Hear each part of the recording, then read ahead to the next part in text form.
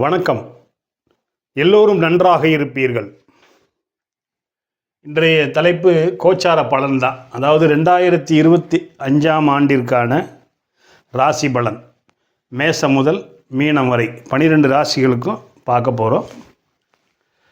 இப்போ பார்த்தீங்கன்னா அடுத்த வருஷம் வருஷ கிரகங்களான குரு பகவான், சனி பகவான், ராகு, கேதுக்கள், இந்த முக்கியமான வருட கிரகங்கள் 2025 மாற்றமாக போகுது.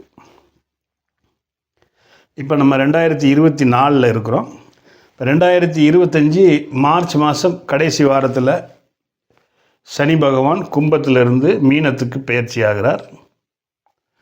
அதே மாதிரி மே மாதம் குரு பகவான் ரிஷபத்திலிருந்து மிதுனத்துக்கு பெயர்ச்சி ஆகிறார். ஜூன் மாதம் ராகு, கேதுக்கள் ராகு மீனத்திலிருந்து கும்பத்துக்கும், கேது மிதுனத்திலிருந்து சிம்மத்துக்கும் பெயர்ச்சி ஆகிறாங்க. ஃபஸ்ட்டு நம்ம மேச ராசிக்கு பார்ப்போம்.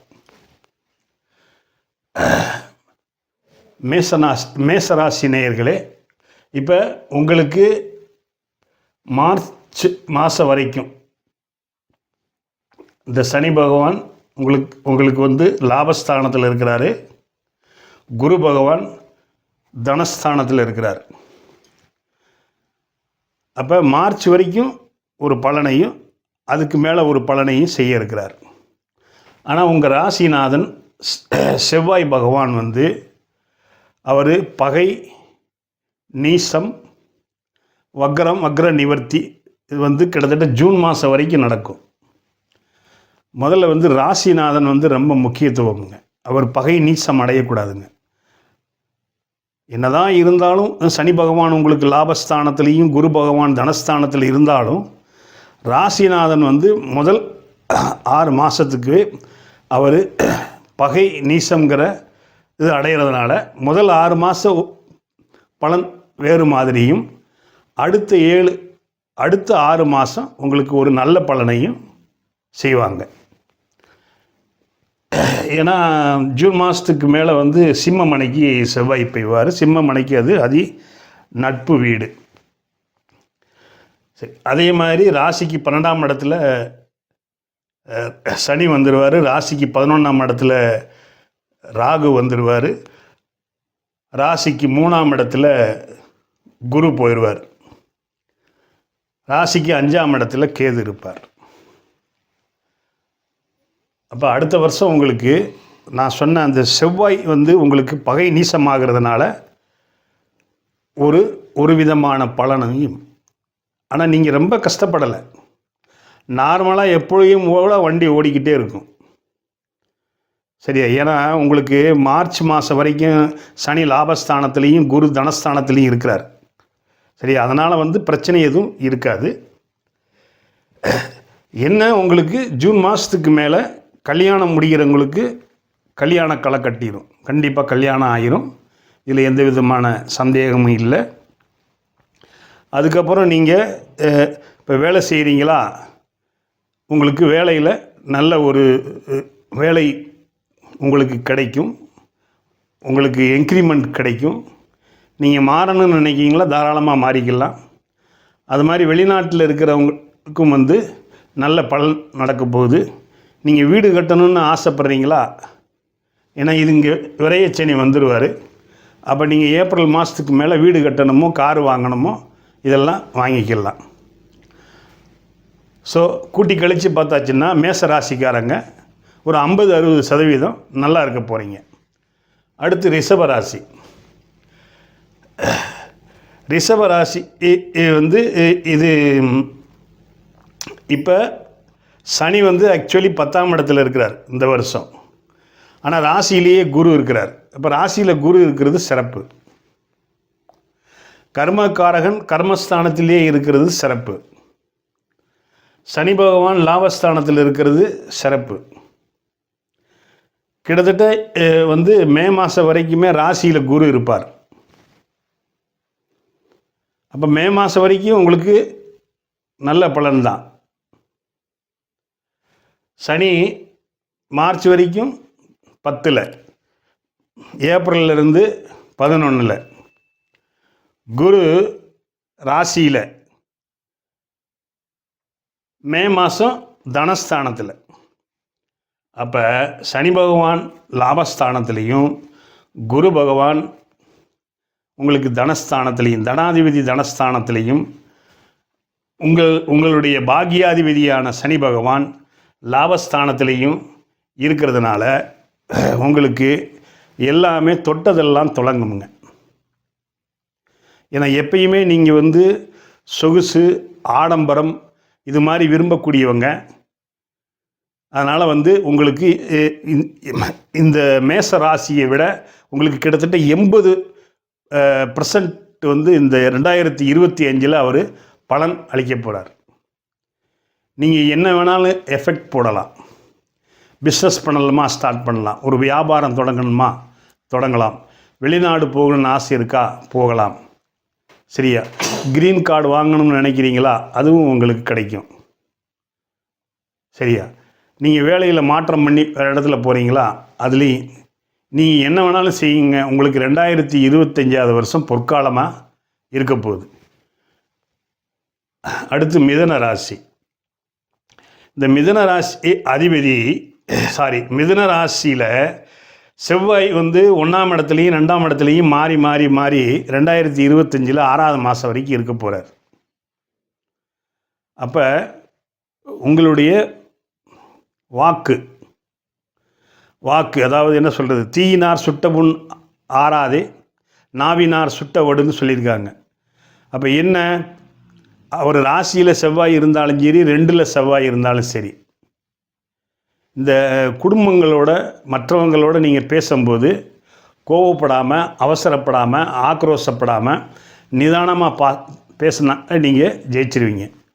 ஏன்னா ஏற்கனவே நீங்கள் வந்து கடந்த 3 வருஷத்துக்கு முன்னாடி அஷ்டமச்சனி வந்து உங்களை போட்டு வதக்கி எடுத்துருச்சு. ஆனால் நீங்கள் இனிமேல் நல்லா இருக்க போகிறீங்க. முதல் 6 மாதம் மட்டும் நீங்கள் கொஞ்சம் கோவப்படாமையும், யார்கிட்டையும் வாக்குவாதம் பண்ணாமையும், குடும்பத்தில் அதே மாதிரி சண்டை சச்சரவு பண்ணாமையும் இருந்துக்கிட்டேனாலே போதும். ஏன்னா உங்களுக்கு 10ல் சனி வந்துடுவார். கர்மக்காரகன் கர்மஸ்தானத்திலே இருக்கிறது நல்லது. இந்த மிதுன லக்னத்துக்கும் வந்து அவர் பாக்கியாதிபதியாக வருவார்.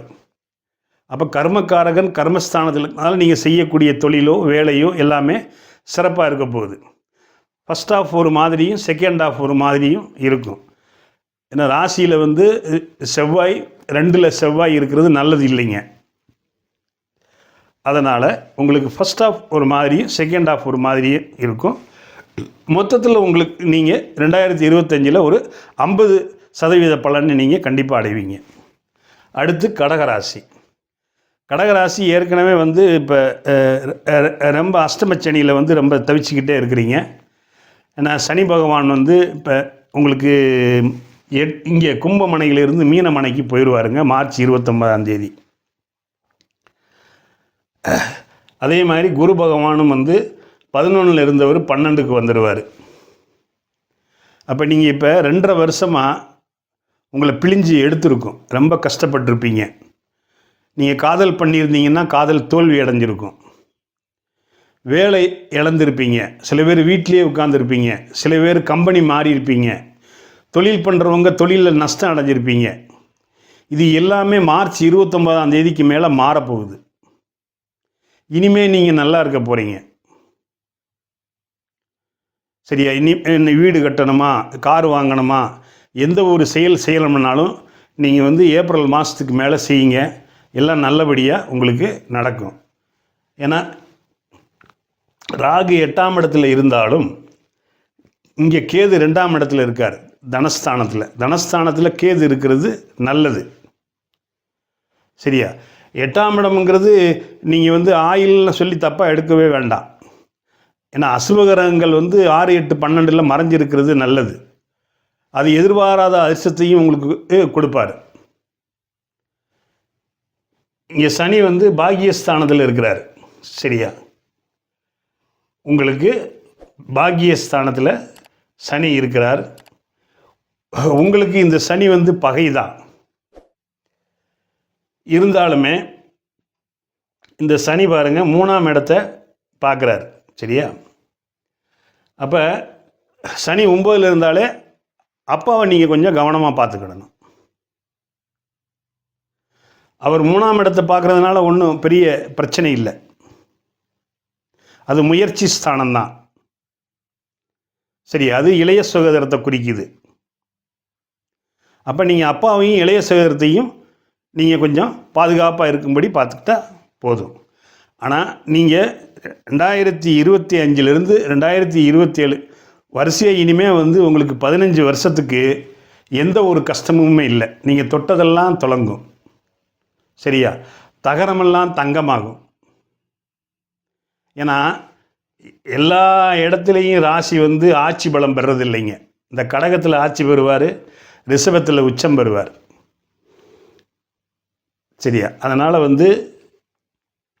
இப்போ முதல்ல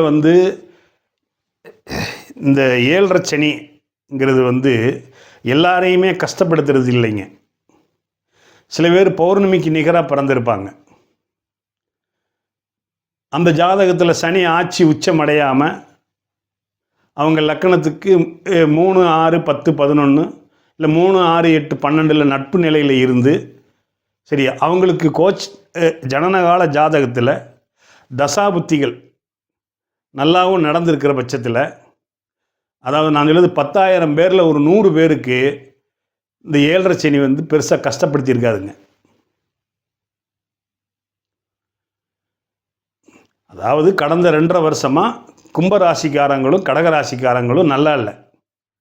ஆனால் இதே கும்பராசிக்காரங்களும் கடகராசிக்காரங்களும் நான் சொல்கிற 10,000 பேரில் ஒரு 100 பேராவது நல்லா இருந்திருப்பாங்க. அதுக்கு இதுதான் ரீசன். அவங்களுக்கு தசாபுத்திகள் ஒரு 1, 5, 9க்குரிய தசையோ இல்லை 4, 10க்குரிய தசையோ 2, 11க்குரிய தசைகளோ நடந்திருந்தால், அவங்க சந்திராதி யோகத்தில் பிறந்திருந்து சனி ஆட்சி உச்சம் அடையாமல் அவங்க ஜனனகால ஜாதகத்தில் இருந்திருந்தால் அவங்க நல்லா இருப்பாங்க. இது கோச்சார பலன் தான் சொல்லிக்கிட்டு இருக்கேன். அதனால் எனக்கு ஜாக்பேட் அடிக்க போகுது, இனிமேல் சிம்ம ராசிக்காரங்களும் மீன ராசிக்காரங்களும் தான் கஷ்டப்பட போகிறாங்க, அவங்களுக்கு தான் அஷ்டமச்சனியும் ஜென்மச்சனியும் வரப்போகுது, நமக்கு கோச்சாரத்தில் நல்லா இருக்குது, நம்ம நல்லா இருப்போம்னு நினைக்காதீங்க. தசாபுத்தி ரொம்ப முக்கியம். எந்த ஒரு சம்பவம் நல்லது கெட்டது தசாபுத்திகளே தீர்மானம் பண்ணுறதுனால நீங்கள் தசாபுத்தியையும் பார்த்துக்கிடணும். சரியா? முக்கியமாக இனிமேல் இந்த சிம்மம் மீன ராசிக்காரங்களுக்கு முக்கியமாக நீங்கள் பார்க்கணும். ஏன்னா உங்களுக்கு தான் அஷ்டமச்சனி ஜென்மச்சனி வரப்போகுது. உங்களுடைய தசாபுத்தி எப்படி இருக்குது? 6, 8 தசாபுத்தி வருதா நீங்கள் ரொம்ப கஷ்டப்பட போகிறீங்கன்னு அர்த்தம். இல்லை உங்களுக்கு நல்ல சக்ஸஸான தசாபுத்திகள் நடக்குது அப்படின்னா நீங்கள் ஓரளவு கஷ்டப்பட போகிறீங்க.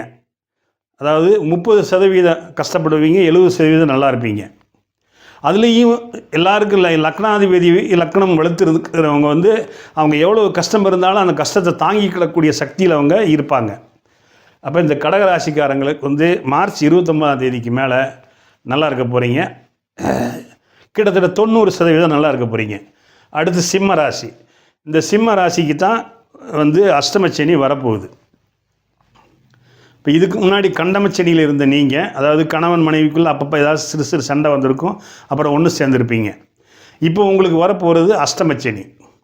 அப்போ அஷ்டமச்சனி வந்தாலே நீங்கள் அகலக்கால் வைக்கக்கூடாது. ஏன்னா அகலக்கால் வைக்கக்கூடாதுன்னா நீங்கள் ஒரு புதுசாக தொழில் தொடங்கக்கூடாது, எதுலேயும் முதலீடு செய்யக்கூடாது. யாராவது 1 கோடி போட்டால் உங்களுக்கு 2 கோடி ரூபா 6 மாதத்தில் கிடைக்கும்னு சொல்லி சொன்னால் அதை நம்பி நீங்கள் ஏமாந்து போயிடக்கூடாது. நீங்கள் வீடு கட்டணும்னு நினச்சாச்சுன்னா மார்ச் 29க்குள்ளே கட்டிடுங்க, இல்லை கட்டின வீட்டை வாங்கிடுங்க. மார்ச் 29லேருந்து உங்கள் பாக்கெட்டில் இருக்கிற பணத்தை பத்திரமா பாதுகாத்து வச்சுக்கோங்க. ஆனால் அந்த மார்ச் 29க்கு மேலே நீங்கள் வீடு கட்டுற எண்ணம் இருந்தாலோ கார் வாங்குகிற எண்ணம் இருந்தாலோ அதை விட்டுருங்க. 2027க்கு மேலே வாங்குங்க, அது எல்லாமே சக்ஸஸாக இருக்கும். ஏன்னா நீங்கள் சில பேர் வேலை பளு இருக்கும், வேலையில் நிறைய ப்ரெஷர் இருக்கும், 2 மணி நேரம் எக்ஸஸாக வேலை செய்ய சொல்லுவாங்க. சில பேர் வேலையை இழந்து வீட்டில் இருப்பாங்க, சில பேர் கம்பெனி மாறுறதுக்கு துடிப்பாங்க. இங்கே பாருங்கள், 2.5 வருஷம் நீங்கள் எங்கே போனாலும் உங்களுக்கு கஷ்டம்தான் இருக்க போகுது. அதனால் நீங்கள் இருக்கிற கம்பெனிலேயே எனக்கு இப்படி தான் இருக்கும், இன்க்ரிமெண்ட் கொடுக்கலையா பரவாயில்ல, உங்களை 2 மணி நேரம் அதிகமாக வேலை வாங்குகிறாங்களா பரவாயில்ல, நமக்கு 2.5 வருஷம் இப்படி தான் இருக்கும் அப்படின்ட்டு நீங்கள் துணிஞ்சு எடுத்துட்டீங்கன்னா உங்களுக்கு எந்த பிரச்சனையுமே இல்லை. அடுத்து கன்னிராசி. கன்னிராசிக்கு ஏற்கனவே வந்து இப்போதைக்கு வந்து மார்ச் 29 வரைக்குமே ராகு 6ஆம் இடத்துல இருந்தார். எப்பயுமே அந்த அசுப கிரகங்கள் 6ஆம் இடத்துல இருக்கிறது நல்லதுங்க. அதாவது 6ஆம் இடம்ங்கிறது என்னது? கல்வி, கடன், நோய், எதிரி, இது எல்லாமே இருக்காதுங்க உங்களுக்கு. சரியா? அப்புறம் ராகு இங்கே வந்துடுவார், பழையபடி சனி 6ஆம் இடத்துக்கு போயிடுவார். கேது 12ல் இருக்கிறாரு, குரு 10ல் இருக்கிறாரு. அப்போ உங்களுக்கு நிரந்தரமாக 2.5 வருஷத்துக்கு கடன், நோய், எதிரி இல்லைங்க. எதுலேயும் நீங்கள் வெற்றி தாங்க. ஏற்கனவே கிட்டத்தட்ட ஒரு மே மாதம் வரைக்கும் குரு பார்வையில் வேறு கன்னிராசிக்காரங்க இருக்கிறாங்க. அதுக்கப்புறம் குரு இங்கே போனாலும் 2ஆம் இடத்தை பார்க்க போகிறாரு. 2ஆம் இடங்கிறது தனம், குடும்பம், வாக்கு நல்லா இருக்க போகுது உங்களுக்கு. அப்போ மொத்தத்தில் கன்னிராசிக்காரங்க வந்து கடன், நோய், எதிரி எதுவும் இருக்காதுங்க உங்களுக்கு. உங்களுக்கு வெற்றி தாங்க.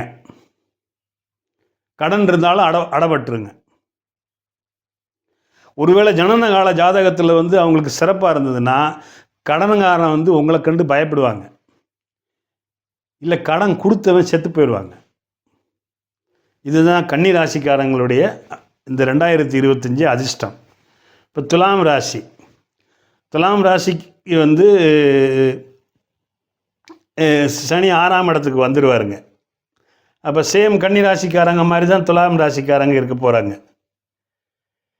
இப்போதைக்கு குரு பார்வை இங்கே கிடைக்காட்டாலும் மே மாதத்துக்கு மேலே இவங்களுக்கு குரு பார்வை வேற கிடச்சிருமுங்க. சரியா? அப்போ சனி 6ல் இருக்கார். உங்களுக்கு கடன், நோய், எதிரி இருக்காது. நீங்கள் செய்யக்கூடிய வேலை சூப்பராக இருக்கும். சரியா? நீங்கள் செய்யக்கூடிய தொழில் சூப்பராக இருக்கும்.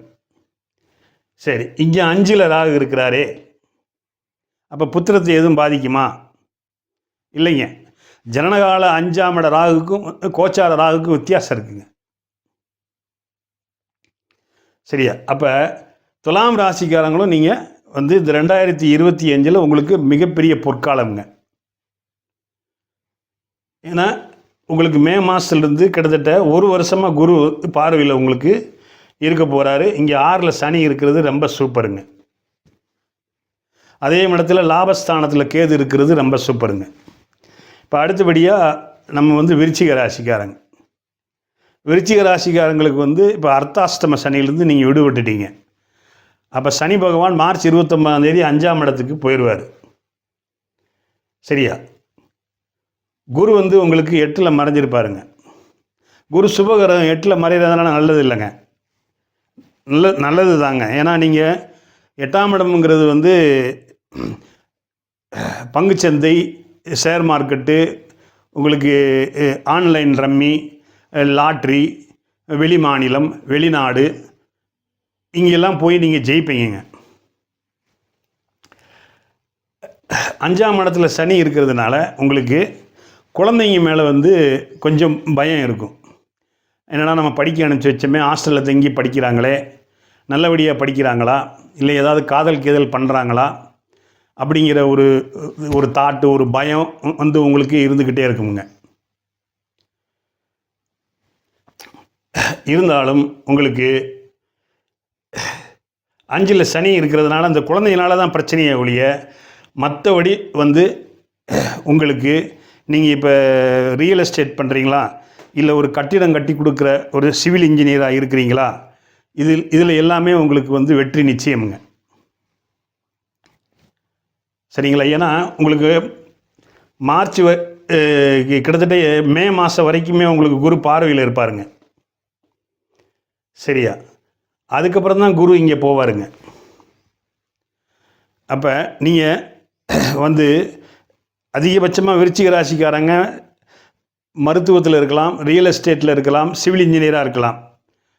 அப்போ இவங்களுக்கெல்லாம் இப்போ ரியல் எஸ்டேட்டில் ஜொலிக்க போகிறீங்க. சிவில் இன்ஜினியராக இருக்கிறவங்களுக்கு அவங்களுக்கு அதிகமாக வீடு கட்டுறதுக்கு வாய்ப்புகள் கிடைக்க போகுது. மருத்துவருக்கு நல்ல நிலைமையில் லாபம் வரப்போகுது. அடுத்து தனுசு ராசி. தனுசு ராசிக்கு முதல்ல வந்து சனி 3ல் இருந்தாருங்க. இப்போ 4ஆம் இடத்துக்கு போயிட்டாருங்க. குரு 6ஆம் இடத்துல இருந்தாருங்க. ஏன்னா உங்கள் ராசிநாதன் 6ஆம் இடத்துல இருக்கிறது நல்லது இல்லைங்க. அதாவது ராசிக்கு 6ஆம் இடத்துல அசுபர்கள் இருக்கிறது நல்லது, சுபர்கள் இருக்கக்கூடாது. உங்கள் ராசிநாதன் வந்து மே மாதம் வரைக்கும் 6ஆம் இடத்துல இருக்கிறார். ஆனால் மே மாதத்துக்கு பிறகு அவர் மிதுன மனையிலிருந்து உங்கள் ராசியை பார்ப்பாருங்க. அப்போ மே மாதத்துக்கு மேலே உங்களுக்கு நல்லது நடக்க போகுது. சனி 4ல் இருக்கிறதுனால என்ன ஆகும்? இப்போ நீங்கள் படிக்கிறவங்களாக இருந்தால் கல்வியில் லேசாக தடை வரும். ஏன்னா உங்களுக்கு வந்து அர்த்தாஷ்டம சனிங்க. ரொம்ப முதிய தாயாக இருந்தால் அவங்களுக்கு உடல் நலம் பாதிக்கப்பட்டு இறக்குறதுக்கு வாய்ப்பு இருக்குங்க. அதுக்காக வேண்டிய 60 வயசில் இருக்கிற 65 வயசில் இருக்கிற அம்மாவெல்லாம் நீங்கள் நினைக்காதீங்க. ஏன்னா இருக்கிறதுலையே கஷ்டமான சனி வந்து அஷ்டமச்சனியும் ஜென்மச்சனியும் தாங்க. அதனால் நீங்கள் வந்து உங்களுக்கு ஒன்றும் பிரச்சனை இல்லைங்க. கல்வி, தாயார், சரியா, வீடு, மனை, இது கொஞ்சம் தாமதமாக இருக்குங்க. நீங்கள் ஏற்கனவே கட்டியிருந்தீங்கன்னா ஓகே. அதுக்கப்புறம் வந்து 2.5 வருஷத்துக்கு மேலே முடிஞ்சதுக்கு பிறகு நீங்கள் தாராளமாக செய்யலாம். அடுத்து மகர ராசி. மகர ராசிக்காரங்களுக்கு வந்து ஏற்கனவே பாதச்சனி இருந்தது. இனி மார்ச் 29 வரைக்கும் பாதச்சனியாக இருக்கும். அதுக்கப்புறம் மார்ச் 29ஆம் தேதிக்கு மேலே ராசிக்கு 3ஆம் இடத்துல சனி பகவான் போயிடுவாருங்க.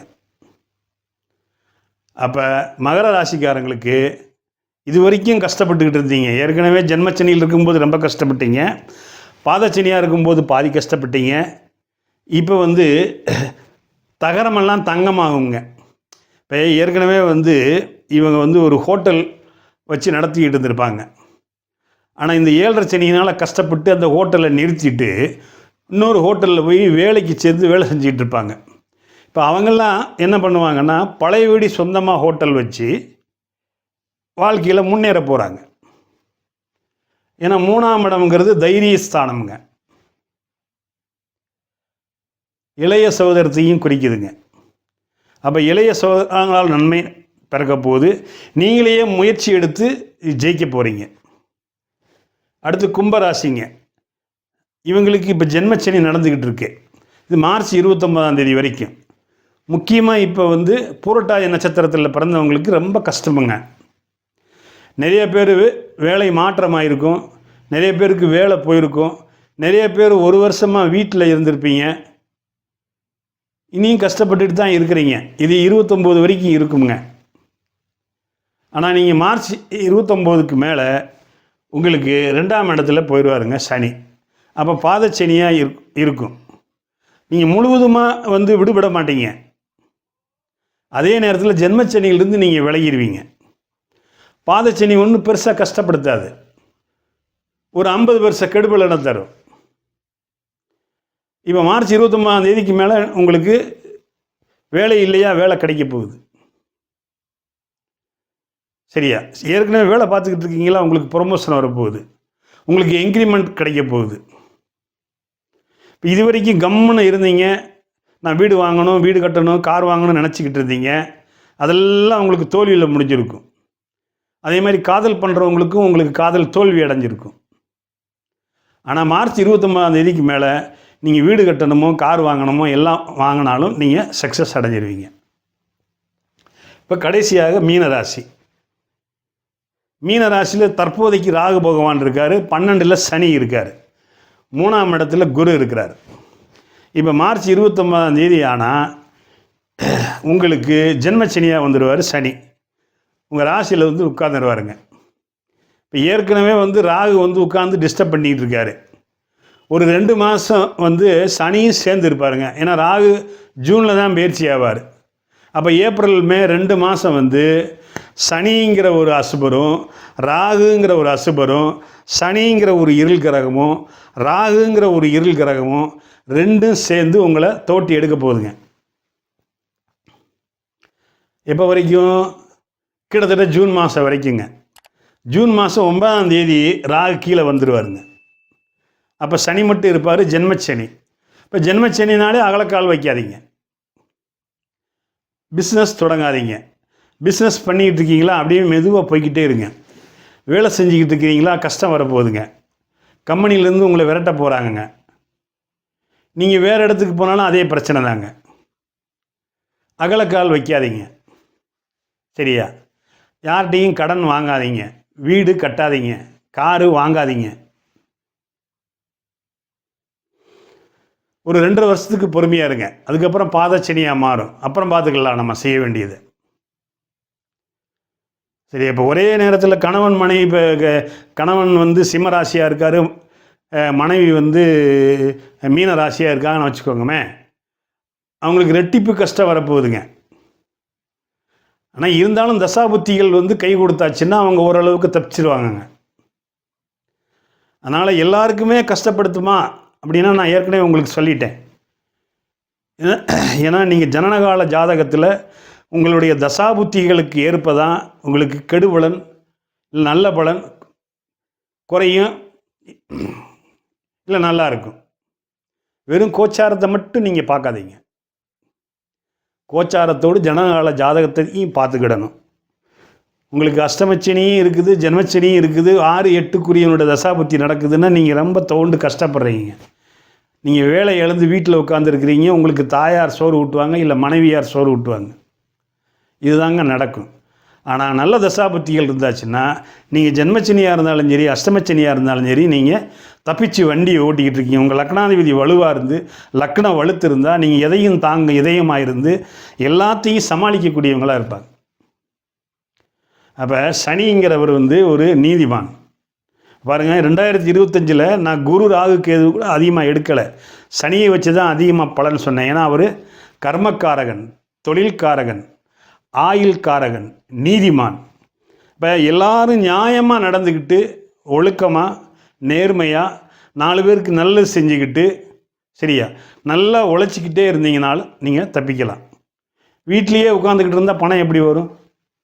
எனக்கு அஷ்டமச்சனி இல்லை, ஜென்மச்சனி இல்லை, எனக்கு தசாபுத்தி நல்லா இருக்குது, கோச்சாரமும் நல்லா இருக்குது, நான் படுத்துக்கிட்டே இருந்தால் எனக்கு கடவுள் கூரையை பிச்சுட்டு கொடுப்பாரு. இல்லைங்க, உழைச்சா தாங்க.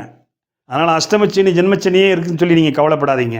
இந்த அஷ்டமச்சனி ஜென்மச்சனி இருக்கிறவங்க நான் ஏற்கனவே சொல்லியிருக்கிறேன், நீங்கள் வந்து அம்மாவை வந்து கால் பிடிச்சி விடுங்க. மனைவி ஏதாவது அவங்க வந்து என்னங்க அப்படின்னு சொல்லி ஏதாவது கோவப்பட்டாச்சுன்னா அவங்க காலையும் பிடிச்சி விடுங்க. ஏன்னா சுத்த விடும் இந்த ஜென்மச்சனி. அப்போ ஹவுஸ் கீப்பிங்காரங்களை கூப்பிட்டு அவங்கள காலெல்லாம் கழுவி அவங்களுக்கு ஒரு சேலை எடுத்து கொடுத்து பிரியாணி வாங்கி கொடுத்தீங்கன்னா உங்களை சுத்த விடாமல் ஓரளவுக்கு வச்சுருப்பார். ஒவ்வொரு சனிக்கிழமையும் அருகம்புல் மாலை செலுத்தி பிள்ளையாரை நீங்கள் வணங்கி வந்தாலும் இந்த அஷ்டமச்சனி ஜென்மச்சனி முக்கியமாக சிம்ம ராசிக்காரங்களும் மீன ராசிக்காரங்களும் செய்ய வேண்டியது. இந்த வீடியோ பிடிச்சிருக்குன்னு நினைக்கிறேன். பிடிச்சிருந்தால் லைக் பண்ணுங்கள், ஷேர் பண்ணுங்கள், சப்ஸ்கிரைப் பண்ணுங்கள், பெல் பட்டன் நமக்குங்க, ஆளுங்கிற ஆப்ஷன் நமக்குன்னா நான் போகிற ஒவ்வொரு வீடியோவும் உங்களுக்கு நோட்டிஃபிகேஷனாக வந்து சேரும். நமது நேயர்கள் ஆள்போல் தலைதலைத்து அருகது போல் வேரூன்றி மூங்கில் போல் கிளைகளைத்து முதியாமல் வாழ்ந்திருக்க வாழ்கவன வாழ்த்தி அமைகிறேன். வணக்கம்.